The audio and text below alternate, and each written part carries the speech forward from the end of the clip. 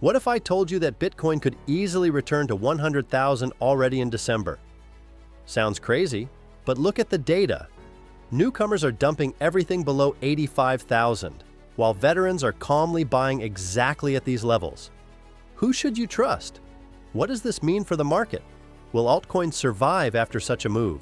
And most importantly, we will talk about the altcoins you should stay as far away from as possible. Today, we'll break down who is playing against you, who is playing with the market, and where all of this could explode. Buckle up. It's going to be hot. 3, 2, 1, fire! Before we start, this is not financial advice. Everything I talk about is my view and my subjective judgment. Use it as an additional point of view, not as a call to action. Let's first take a look at Bitcoin, and everything is exactly as I described in my last video. Let me remind you what exactly I said. We are still moving inside the same range I told you about a few weeks ago. Now we saw a bit of positive movement and the market immediately took off. Bitcoin has shown 5 positive growth days out of the last 6. Whales are accumulating, the ETF has finally shown a positive day. And why is that? In December, the Fed may give exactly the easing we've been waiting for. A week before Christmas, the meeting on December 9th to 10th will take place, and the market through FedWatch is already pricing in roughly an 80% probability of the first rate cut of 25 basis points. At the same time, the Fed minutes say directly that almost all committee members support stopping QT from December 1st. Meaning the Fed is essentially slowing down liquidity drainage and switching to a softer mode. This is exactly the moment that, in past cycles, opened the door to a new rally in risk assets.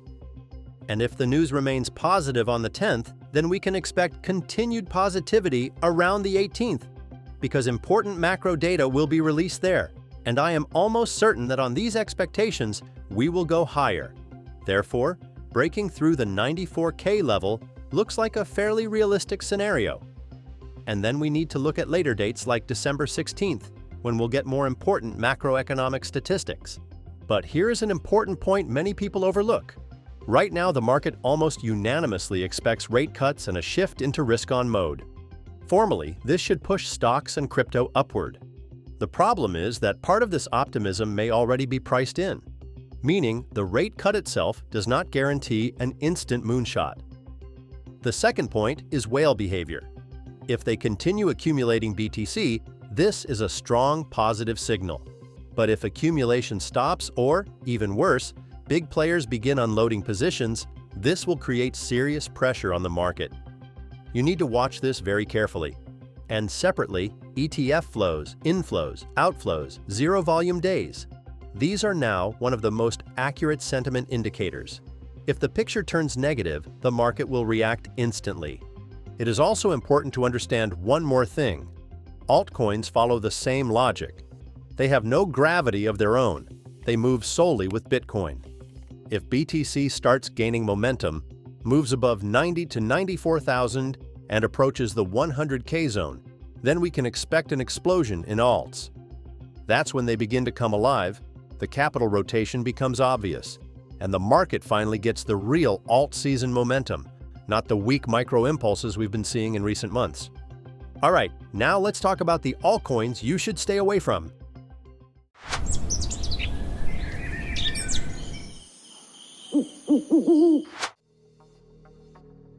Today I decided to take very different altcoins, from something new to old mastodons. So I suggest we start with Arbitrum. This project remains one of the few L2s that truly survived market pressure, and the numbers speak for themselves. According to DeFi Llama, the network's total TVL is over $12 billion. About $9 billion is bridge TVL, and another $3 billion is native liquidity.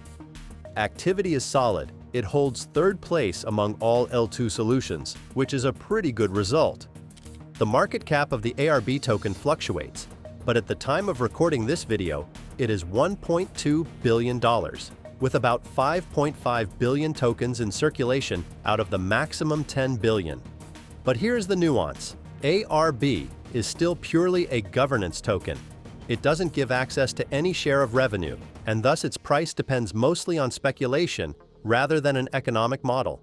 If we compare it with optimism, Arbitrum wins in almost all physical metrics: TVL, activity, transaction volume. But optimism has another strategy. Through the superchain model, they're building an entire ecosystem of chains, not one giant L2, and this makes them more flexible for partnerships with large companies. This puts Arbitrum at a crossroads. On one hand, the most powerful infrastructure, the largest liquidity, and stable user activity. On the other, a token with no utility, a centralized sequencer, and competitors breathing down its neck. And on top of that, the main original purpose of the project, to make a cheaper alternative to Ethereum, has completely faded on the current market. When Arbitrum was being built, Ethereum was slow and expensive.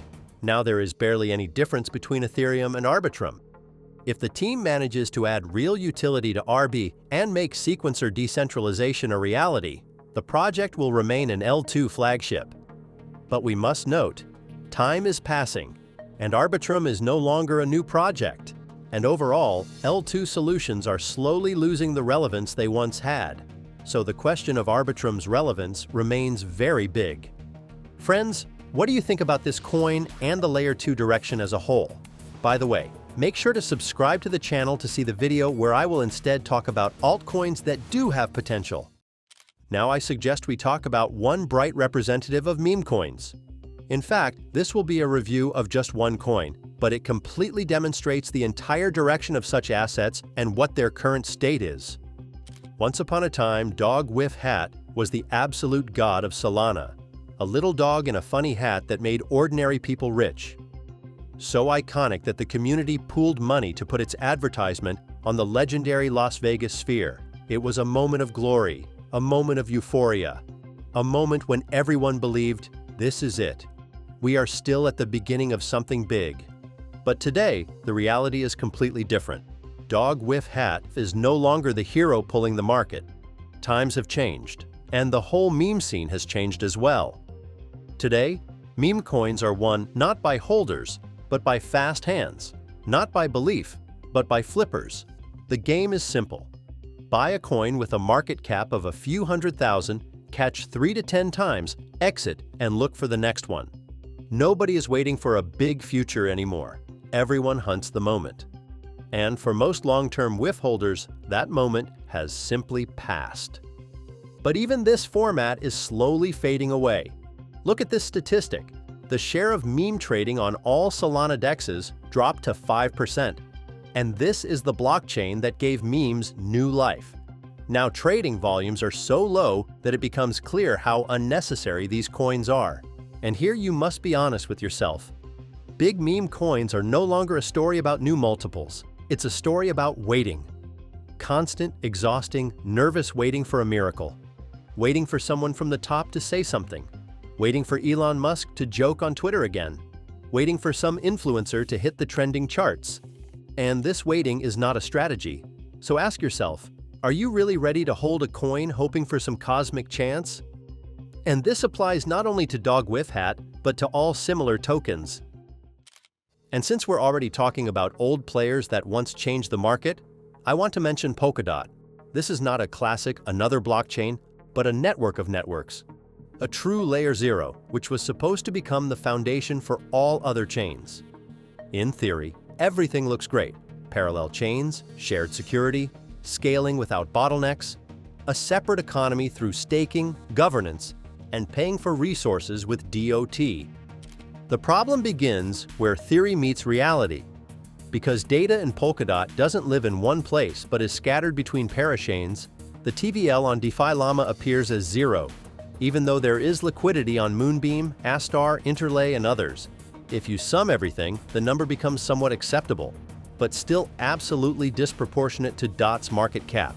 In other words, Polkadot's current valuation is based largely not on real capital use, but on brand, history, and expectations. And the key point, Polkadot is not dead on paper. It constantly appears in the top 5 or top 10 by number of active developers.